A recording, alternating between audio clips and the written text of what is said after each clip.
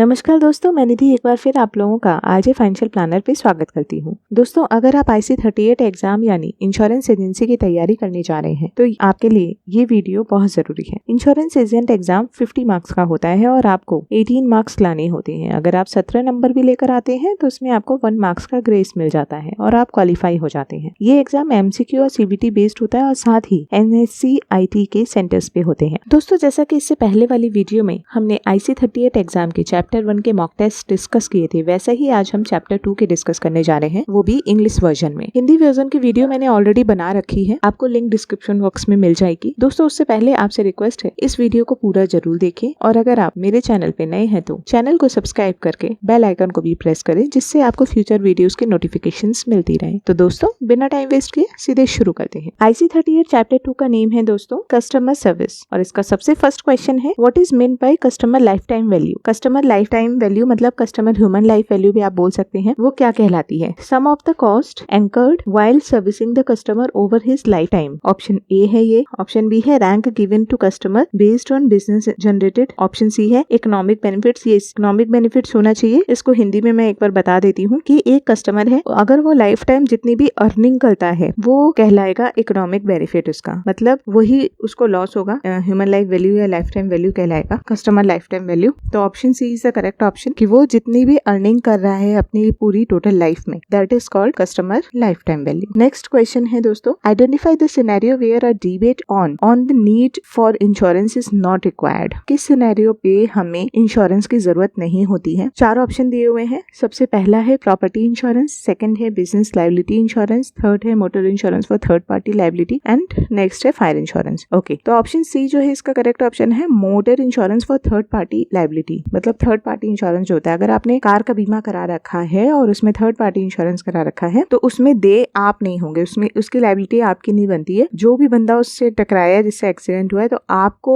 Third party बीमा कराना होता है, लेकिन उसका खुद का बीमा वो खुद कराता है। उसमें आपकी जरूरत नहीं होती है, आपकी डिबेट की जरूरत नहीं होती है। तो इसका करेक्ट ऑप्शन है option C motor insurance for third party liability. Next question है, as per the consumer protection act 1986 who can not be classified as a customer. इसके बीच में मतलब हम कस्टमर किसे नहीं कह सकते। फर्स्ट ऑप्शन है hires goods services for personal use. अगर वो पर्सनल यूज के लिए ले रहा है उसे हम कंज्यूमर कहेंगे, बिल्कुल कहेंगे। A person who buys goods for resale purpose. हाँ, अगर वो रीसेल पर्पस के लिए ले रहा है, मतलब वो खुद के यूज के लिए नहीं ले रहा है, वो ले रहा है दोबारा सेल करने के लिए, तो उसे हम कस्टमर नहीं कहेंगे, वो डिस्ट्रीब्यूटर कहलाएगा। Next, buys goods services for a consideration and uses them. अगर वो खुद के लिए यूज कर रहा है तो सर्विसेज हो चाहे गुड्स हो तो भी वो कंज्यूमर कहलाएगा। Uses the service of another for a consideration, और किसी दूसरे के लिए वो खुद यूज कर रहा है तो वो भी कंज्यूमर कहलाएगा क्योंकि वो यूज कर रहा है। लेकिन अगर वो यूज नहीं कर रहा और रीसेल पर्पस के लिए उसने वो प्रोडक्ट खरीदा है तो वो ऑप्शन जो है वो कंज्यूमर नहीं कहलाएगा, वो डिस्ट्रीब्यूटर कहलाएगा। यानी इसका करेक्ट ऑप्शन जो है वो ऑप्शन बी है। नेक्स्ट क्वेश्चन है, what does not go on to make a healthy relationship. Healthy relationship अगर आप रखना चाह रहे हैं तो इसमें से क्या चीजें नहीं होनी चाहिए। सबसे पहला अट्रैक्शन होना चाहिए, नेचुरल सी बात है, अट्रैक्शन होगा, ट्रस्ट होगा, कम्युनिकेशन होगा, लेकिन स्पेक्टिज्म नहीं होगा। इसका मतलब होता है संदेहवाद। अगर आप शक करेंगे और एक दूसरे में संदेह करेंगे तो नेचुरल से बात है वो एक हेल्दी रिलेशनशिप नहीं कहलाएगा। तो option D is the correct option. Next question है, which among the following is not an element of active listening. Active listening का कोई भी पार्ट नहीं है। पेइंग गुड अटेंशन, ये एक्टिव लिसनिंग का पार्ट है। एम्पैथेटिक लिसनिंग, ये भी एक्टिव लिसनिंग का पार्ट है। रिस्पॉन्डिंग, अगर आप एक्टिव लिसनर हो, आप सुन रहे हो प्रॉपरली, तो नेचुरल सी बात है आप रिस्पॉन्ड करोगे और करेक्ट रिस्पॉन्ड करोगे, तो ये भी एक्टिव लिसनिंग का पार्ट है। बट ऑप्शन बी जो है बीइंग एक्सट्रीमली जजमेंटल, ये ऑप्शन जो है एक्टिव लिसनिंग का पार्ट नहीं है। अगर आप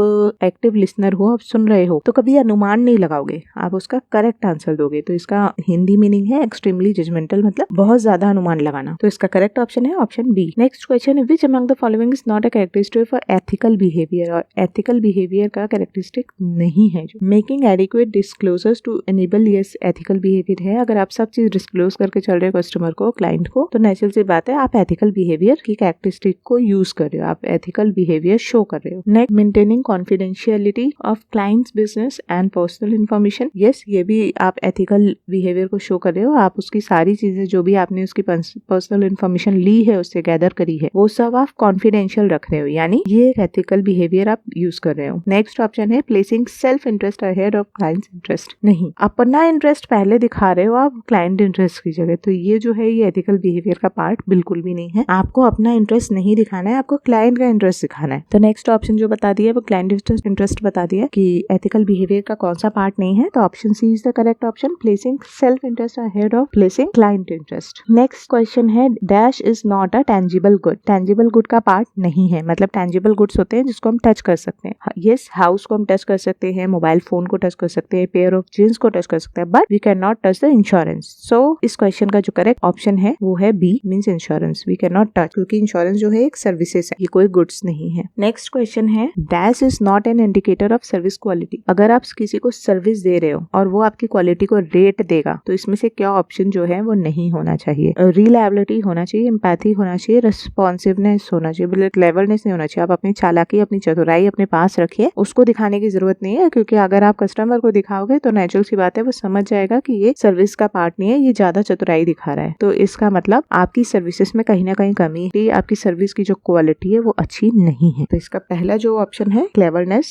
is the correct answer. Next question है in India dash insurance mandatory. Yes, India में बहुत ज्यादा जरूरी है थर्ड पार्टी इंश्योरेंस, यानी third party liability, motor third party liability insurance करवाना बहुत जरूरी। फायर इंश्योरेंस हाउसेस के लिए कोई जरूरी नहीं है, आप करवा भी सकते हैं, नहीं भी करवा सकते हैं। डोमेस्टिक ट्रेवल के लिए आप ट्रेवल इंश्योरेंस कराना चाहे इट्स अप टू यू, करवा भी सकते हैं, नहीं भी करवा सकते हैं। पर्सनल एक्सीडेंट करवाना चाहे, यानी जो भी आप एक्सीडेंटल करा रहे हैं या फिर हेल्थ इंश्योरेंस वगैरह ले रहे हैं, तो वो इट्स अप टू यू, करवा भी सकते हैं। लेकिन अगर आपने कार खरीदी है तो थर्ड पार्टी इंश्योरेंस करवाना मैंडेटरी है। तो इसका सबसे करेक्ट ऑप्शन है option A, motor third party liability. Next question है one of the method of reducing insurance cost of an insured is which one. अगर आप अपने इंश्योरेंस की कॉस्ट को रिड्यूस करना चाहते हो तो उसके लिए सबसे अच्छा ऑप्शन होता है डिडक्टिबल, मींस कटौती करना, अपने प्रीमियम को कम करना। तो इसका करेक्ट ऑप्शन है option B, deductible. Next question है a customer having complaint regarding his insurance policy can approach IRDA through. मैं एक बार बता देती हूँ, इसके लिए अगर हमारे पास कोई भी कंप्लेन है, हमने कोई पॉलिसी ले रखी है और हम कस्टमर हैं और हमें उस पॉलिसी के खिलाफ कंप्लेन करनी है, तो हम सबसे पहले कंपनी का दरवाजा खटखटाएंगे। कंपनी नहीं सुनेगी तो हम किसके पास जाएंगे? हम लोकपाल के पास जाएंगे। यानी अगर हमारा बीमा 20 लाख तक का है तो हमें लोकपाल के पास जाना है। 20 लाख से 1 करोड़ का है तो हम स्टेट कोर्ट में यानी हाई कोर्ट में जाएंगे, और अगर 1 करोड़ से ज्यादा का है तो नेशनल कोर्ट यानी सुप्रीम कोर्ट का दरवाजा खटखटाएंगे। लेकिन अगर हम डायरेक्ट IRDA में अप्रोच करना चाह रहे हैं तो हमें किसके पास जाना है? हम डायरेक्ट IRDA में तो कंप्लेन नहीं कर सकते हैं, हम डायरेक्ट RBI में तो कंप्लेन नहीं कर सकते हैं, तो हम किसके पास जाएंगे? हम IGMS के पास जाएंगे, इंटीग्रेटेड ग्रीवेंस मैनेजमेंट सिस्टम। हम इसका दरवाजा खटखटाएंगे, अपने आप IRDA तक वो बात पहुंच जाएगी। तो इसका करेक्ट ऑप्शन है ऑप्शन ए, IGMS, अगर हमें डायरेक्ट IRDA में कंप्लेन करनी है तो। नेक्स्ट क्वेश्चन है consumer protection act deals with. Consumer protection act किस में डील करता है? Complaint against insurance companies, yes. Complaint against shopkeepers, yes. Complaint against brand, yes. तो इसका करेक्ट ऑप्शन है option D, complaint against insurance companies, brand and shopkeepers. Next question है dash has jurisdiction to entertain matters where value of goods और services and the compensation claim up to 20 lakh. ये मैंने आपको बताई दिया, अगर 20 लाख तक का आपका कंप्लेन है तो आप डिस्ट्रिक्ट फॉर्म में जाइए या लोकपाल के पास जाइए। 20 लाख से 1 करोड़ के बीच में तो आप स्टेट फॉर्म में, स्टेट कमीशन या हाई कोर्ट में कंप्लेन कर सकते हैं। 1 करोड़ से ऊपर का अगर आपका क्लेम है तो आप कंपनसेशन क्लेम है तो फिर आप नेशनल लेवल पे जा सकते हैं। नेशनल लेवल का मतलब होता है नेशनल कमीशन या फिर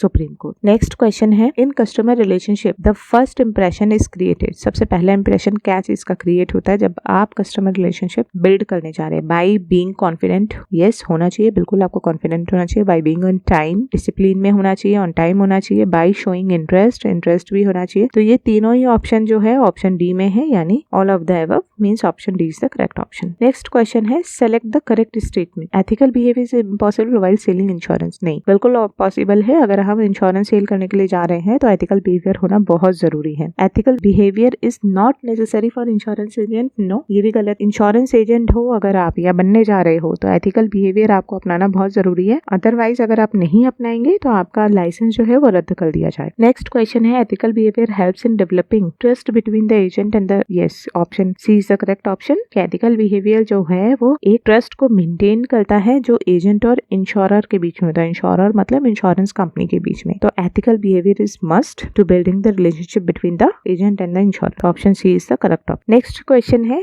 active listening involves. Active listening में क्या क्या चीजें आती हैं? Paying attention to the speaker, yes हम स्पीकर के ऊपर ध्यान देते हैं, बिल्कुल अगर हम एक्टिव लिसनर हैं तो। Giving an occasional node and smile, yes वो जैसे जैसे हमें क्वेश्चन पूछते हैं या देखते हैं तो हम स्माइल पास करते हैं, ये क्या होता है? 2 वे कॉन्टेक्ट होता है। नेक्स्ट प्रोवाइडिंग फीडबैक, जब हम उसकी बात सुनेंगे ध्यान से तो हम फीडबैक भी दे पाएंगे, यानी एक्टिव लिसनिंग की के ये तीनों पार्ट है, तो तीनों पार्ट आ रहे हैं ऑप्शन डी में, means option D is the correct answer. तो दोस्तों ये तो मैंने इंग्लिश वर्जन पे बनाई थी वीडियो, हिंदी वर्जन पे भी मैंने चैप्टर 2 के सारे क्वेश्चन डिस्कस कर रखे हैं, उसकी लिंक मैं आपको डिस्क्रिप्शन बॉक्स में दे दूंगी। फिर मिलते हैं दोस्तों चैप्टर 3 के साथ, तब तक के लिए stay healthy and stay wealthy दोस्तों। जय हिंद।